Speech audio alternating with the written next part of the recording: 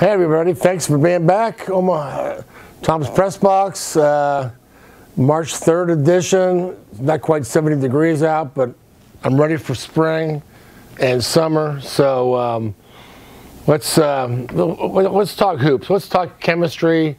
Let's talk toughness. Let's talk the Godfather scene from, I won't tell you which one it was, but this will fit right into what I'm doing here. One of my favorite teams that I've covered over my 40 plus years, whatever, who's counting, was the 1989 Missouri basketball team. That was basically a collection of all-time characters who had character, but it was a group of kids from Detroit, Michigan, inner city Detroit, who were extremely athletic, extremely colorful, and extremely good at basketball, and had all kind of personality you would not believe. Then there were the Missouri guys, the farm boys from, I can't remember where Mike Sambodi and Greg Church were from. They're from small town Missouri. They were two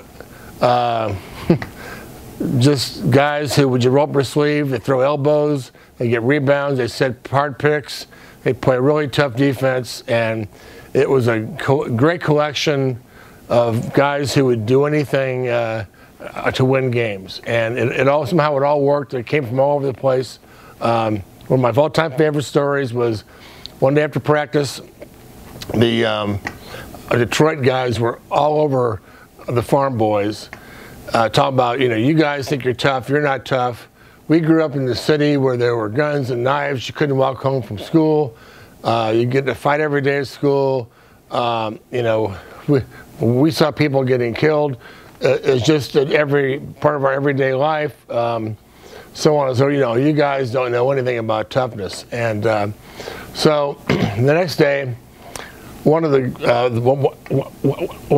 Missouri boys, I think it might have been Church, went up to him and said, "After practice, I want you guys to come out to my car. I've got something to show you." They said, "Well, okay, what are you going to show us in your car?" So, your newest 8-track tape or whatever. So they go out after the practice is over. They all go out to the parking lot. They gather around the car.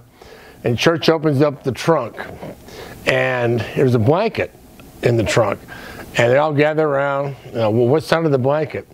And he doesn't say a thing. He lifts up the blanket, and there's the bloodied head of a buck that he had shot and killed and taken the head off. And I was not there. I heard all this secondhand, thank goodness.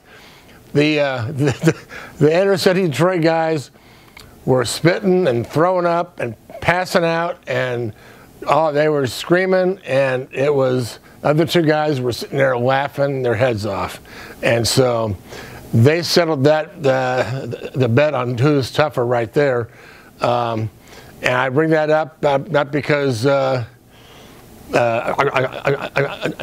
because Greg McDermott is the Godfather or anything, but this Creighton team reminds me a lot of that team. And that Missouri team was a top 10 team, top 5 actually.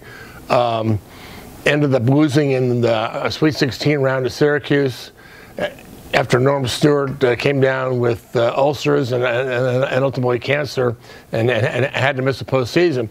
But they had a certain chemistry that I see in this Creighton bunch, which has kind of come out of nowhere in a lot of ways. They really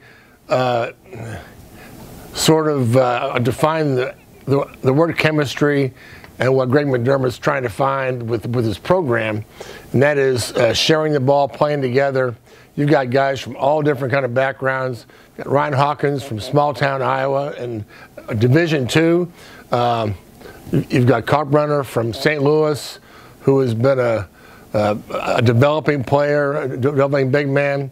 You've got O'Connell from Duke and the South. Then you've got Kluma from Arizona. So on and so forth. one from Oklahoma City, one from Ontario. It's an incredible mix of players who all came together and really didn't know each other until this year. And the way that they've come together it's just been a joy to watch them play, because it's really hard to do. And this Creighton team, I think, is one of the most unique teams. They have played the best defense I've seen in the MAC era, and that takes toughness to play defense. And they really they don't care who they're playing, how far they're down, or they played in a lot of tight games. They've gotten blown out a couple times. That happens in that league, but they've really shown a certain grit that Creighton's not known for. Creighton is sort of a three-point shooting team that is very skill oriented, and I don't want to say finesse, but that's kind of the reputation of Creighton. Under Altman, it was more tough. Although they did score points and run up and down the field, off the court, but I think this Creighton team is sort of redefining the program a little bit. It's been fun to watch, but how far can they go? Losing your point guard is tough. But boy, last night against UConn, they plugged in another promising guard, Trey Alexander from Oklahoma City, who's not a true point guard, but he plays like a good. But then they just have other guys step up, and they found other ways to win. And they went to a Kalkbrenner the second half. He scored 20. They've just got a lot of nice pieces that all fit together. But the thing that makes it work is the chemistry. They like being around each other. They like getting in each other's face and having fun.